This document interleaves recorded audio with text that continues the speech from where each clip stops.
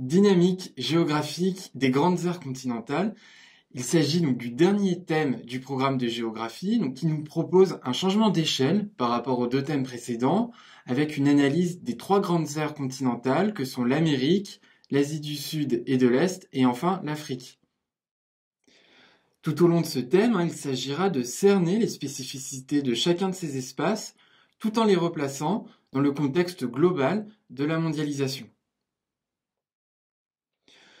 Pour bien étudier tous les chapitres de ce thème, il faudra veiller à deux points. Tout d'abord, il faudra réutiliser les grilles de lecture que nous avons vues au cours du thème d'introduction du programme, à savoir les grilles géoéconomiques, géopolitiques, géoculturelles et géo-environnementales. Et enfin, il faudra réutiliser et observer les processus que nous avons étudiés au cours des chapitres du thème qui portait sur les dynamiques de la mondialisation. Chaque étude de continent est enfin centrée sur une notion particulière. Pour l'Amérique, il s'agit de la notion de puissance.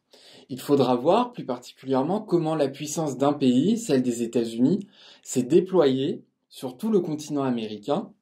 Elle a en effet été à l'origine de dynamiques d'intégration, mais elle a aussi suscité des tensions et des oppositions, notamment de la part d'une autre grande puissance du continent américain, à savoir le Brésil.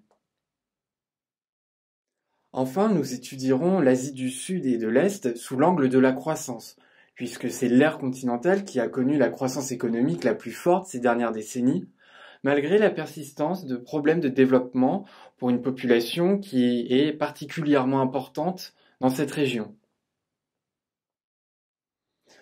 Enfin, nous étudierons l'Afrique à travers la notion de développement. Ici, il faudra analyser les causes complexes d'un inégal développement des territoires africains qui sont liés à une intégration plus ou moins aboutie aux dynamiques de la mondialisation. La problématique de ce thème sera donc de voir quelles sont les évolutions géographiques que connaissent l'Amérique, l'Asie du Sud et de l'Est, et enfin l'Afrique. Et nous la développerons à travers des sujets types de composition et enfin et surtout avec les croquis qui te seront demandés le jour du bac.